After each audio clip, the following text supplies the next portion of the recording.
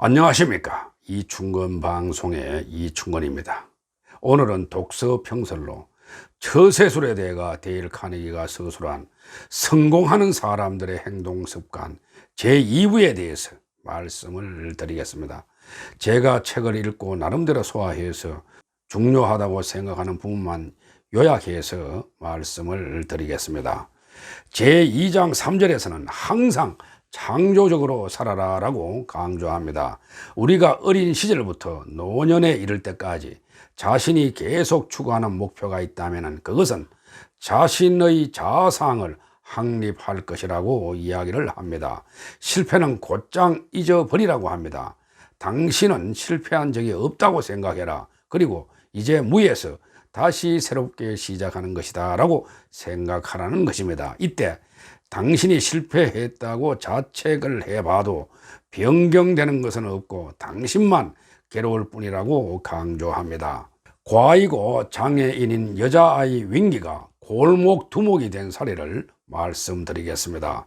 뉴욕시 로이스트 사이드 뒷골목은 매우 북적거리는 곳인데 마차들이 많이 다니는 길이었습니다. 교통량이 많아서 항상 교통사고의 위험이 도사리고 있었습니다. 그런데 이 골목에서 개구장이 아이들이 마치 마차 사이를 요리조리 재빠르게 피하면서 즐겁게 놀곤 했습니다. 아이들은 길가에 서 있다가 갑자기 뛰어들어 위험한 바퀴 사이를 재빠르게 빠져나가는 놀이였습니다. 남자아이들이 노는 놀이에 여자아이 윙기가 끼어달라고 했습니다. 사내 아이들이 노는 경기라 남자아이들은 단호히 거절했습니다. 그러자 윙기는 남자아이들이 노는 근처에서 그 놀이를 혼자 즐기고 있었습니다. 어느 날 윙기는 우리들처럼 마차 두 대 사이를 빠져나오는 모험을 감행했습니다. 평소 같으면 쉽게 할 수 있는 일이었지만 운이 나빴습니다. 윙기가 모험을 감행하는 순간 마차 앞으로 개가 한 마리 갑자기 뛰어나온 것입니다. 그러자 깜짝 놀란 말은 비명을 지르면서 앞발을 고추 세웠고 그 바람에 바퀴의 움직임이 달라져 윙기의 오른팔이 바퀴 사이에 끼고 말았습니다. 그때 크게 다쳐 윙기의 오른쪽 팔은 V자형으로 꺾여 그만 굳어지고 말았습니다. 그리하여 윙기의 모습은 날아가는 새의 날개 모양으로 팔을 벌떡거리며 뛰곤 했습니다. 그때부터 우리는 그 애를 날개를 갖는 아이, 즉 윙기라고 부르게 되었습니다. 대부분의 애들이 윙기 같으면 외롭고 불행하여 기가 죽은 채 지낼 것입니다. 그러나 윙기는 그렇지 않았습니다. 윙기는 마차 사고를 당한 후에도 계속 말갈량이었습니다. 윙기는 다친 팔 때문에 많은 사람들로부터 자주 놀림을 받았지만 개의치 않았습니다.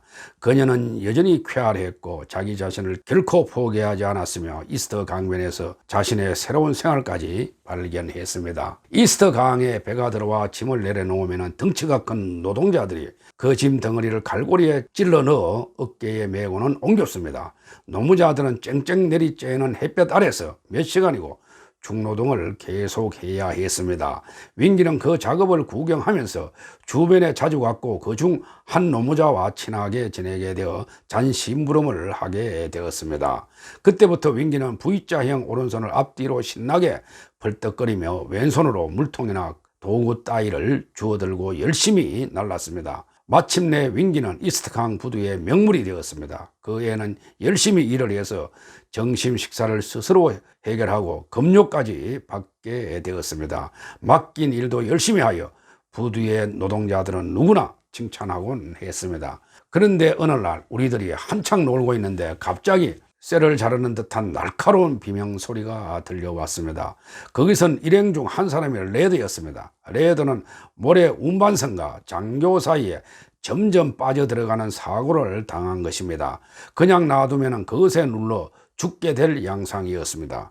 레드는 계속 살려달라고 애처롭게 비명을 질러대었습니다.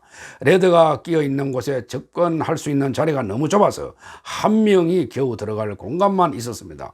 그런데 우리들 가운데 혼자 힘으로 레드를 끌어올릴 만큼 힘이 센 애들이 없었습니다.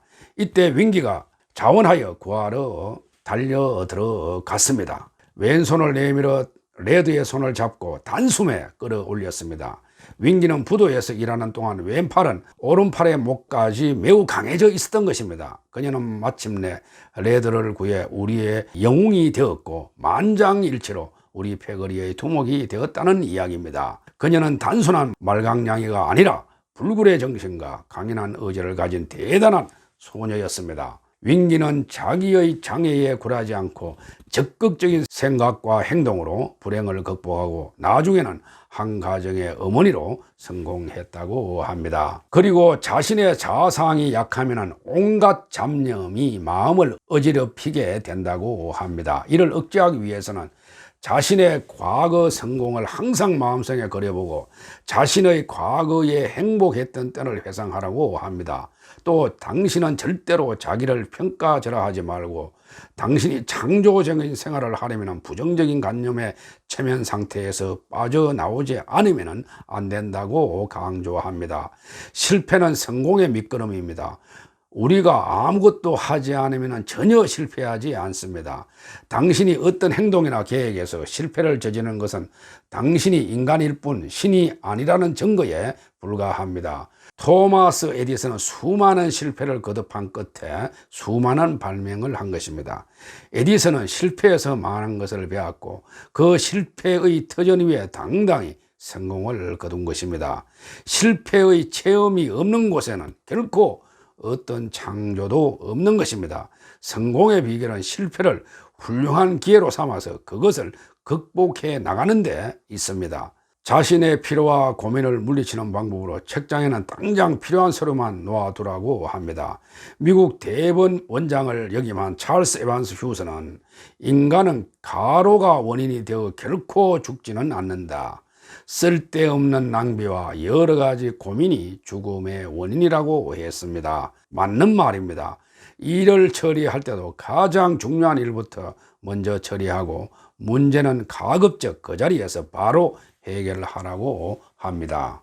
대통령이나 CEO는 한가해야 한다고 합니다. 부하 직원들에게 적절하게 위임하라는 뜻입니다. 부하 직원들을 대리화, 조직화하여 지휘하는 방법을 모르는 사람들은 50세나 60세가 되어도 긴장과 온갖 고민으로 인한 심장병으로 어느 날 갑자기 죽음을 면치 못할 것이라고 합니다. 우리나라 골프 선수들이 LPGA 상위 랭킹을 독식하고 있습니다. 그런데 대부분 골프 선수들이 우승 후 인터뷰를 보면은 심리 상담을 받았는지 골프를 즐긴다고 답을 합니다. 맞는 이야기입니다. 그 일례를 한번 들어보겠습니다. 1943년 7월 캐나다 국방부에서는 캐나다 산악회에 등산 가이드 몇 명을 추천해 달라고 했습니다. 특수부대원들의 등산 훈련에 가이드가 필요했기 때문에 40세에서 49세 노련한 산악인들을 추천했습니다.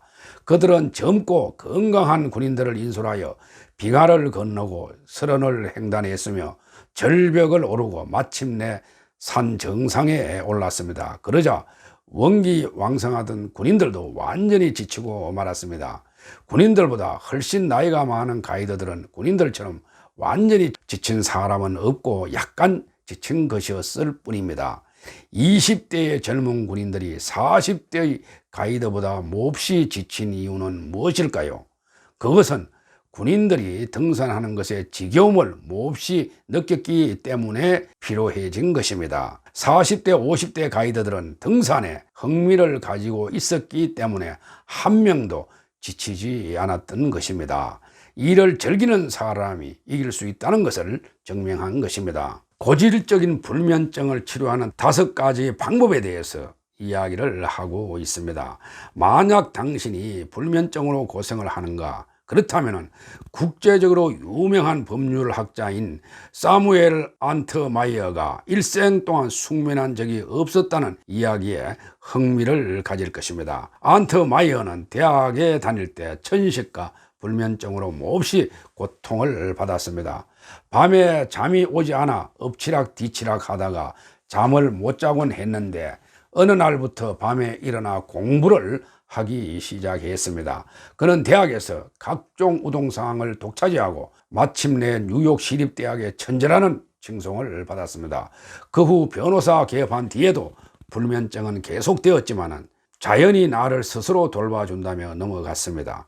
그는 하루에 극히 조금밖에 자지 못했지만 건강했으며 매우 정력적으로 활동했습니다.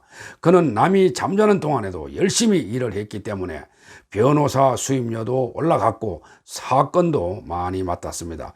특히 그가 사건을 맡아 변론하는 날에는 그의 변론 솜씨를 배우기 위해 청년 변호사들이 법정으로 우르르 몰려들 정도였습니다. 그는 불면증이 계속되었지만은 밤중에 절반은 독서로 보냈고 아침 5시에 편지를 쓰곤 했습니다. 그리하여 다른 변호사들이 일을 착수할 때쯤 그의 일은 벌써 반이나 끝나 있었던 것입니다. 그는 일생 동안 단잠을 몰랐지만 81세까지 장수를 했다고 합니다. 사람에 따라 숙면 시간이 다르기 때문에 불면증을 너무 걱정할 필요가 없다는 것입니다. 잠을 거의 자지 않고 성공한 사람들도 많습니다. 불면증으로 고민하는 것은 불면증 자체 이상으로 건강에 해롭다고 합니다. 불면증에 걸렸을 때 다음에 5가지 방법을 지켜라 라고 이야기를 합니다. 첫째, 잠이 오지 않으면 침대에서 곧장 일어나 잠이 올 때까지 일을 하든가 독서를 하라. 둘째, 수면 부족으로 죽은 사람은 없다는 사실을 잊지 마라. 불면증보다 그것을 고민하는 것이 훨씬 더 해로운 것이다. 셋째, 일어나서 기도를 하든가 두꺼운 책을 되풀이해서 읽는다. 넷째, 온몸의 근육 긴장을 풀어라. 다섯째, 열심히 운동하라. 마치 손가락 하나도 까딱할 수 없을 만큼 몸을 피곤하게 만들어라 등입니다. 제3장은 상대방에게 호감을 얻는 방법에 대해서 설명합니다. 자신만의 순수한 관심을 상대에게 진솔하게 보여주고 항상 미소를 지으며 반드시 상대방의 이름을 기억하라고 강조합니다. 대화할 때는 상대방의 이야기를 경청하고 항상 상대방의 관심을 끌고 아낌없이 칭찬하라고 강조합니다. 당신이 말을 잘하는 사람이 되기를 원한다면 아래의 원칙을 따라야 한다고 합니다. 첫째, 항상 상대방의 말에 귀담아 듣는 사람이 되어야 한다. 둘째, 상대방이 쉽게 대답할 수 있는 것을 골라 질문한다. 셋째, 상대방이 자신을 자랑할 수 있도록 유도하라. 넷째, 상대방의 관심은 오직 자기 자신에게만 집중되어 있다는 사실을 반드시 상기하라. 다섯째, 항상 내가 이야기할 차례는 상대방 다음이라는 것을 반드시 기억하라 등입니다. 칭찬받기를 원한다면 먼저 상대방을 칭찬하라라고 이야기를 합니다. 무려 23명의 여자들의 마음과 저금 통장을 차례차례 자신의 손아귀에 넣은 유명한 결혼 사기범은 어떻게 사기를 쳤을까요? 그는 잘생기지도 않았고 말도 잘 못하는 사람이었습니다. 당신의 비결은 무엇이냐라고 누가 물었습니다. 결혼 사기범은 그 여자의 얘기를 계속 듣거나 그 여자에 관한 얘기만 계속하면 된다고 했습니다. 그러면은 만사가 매우 순조롭다고 했습니다. 즉 상대방의 말을 열심히 들어주고 상대방에 관한 이야기만 계속하는 방법이 최고라는 뜻입니다. 영국의 대정치가 벤저민 디즈레일러가 남긴 말 중에도 상대방에 관한 일만을 계속 이야기하라. 그러면은 상대방은 몇 시간이라도 귀를 기울이고 실정을 내지 않을 것이다 라고 했습니다. 오늘은 여기까지입니다. 제 영상을 끝까지 들어주셔서 대단히 감사합니다.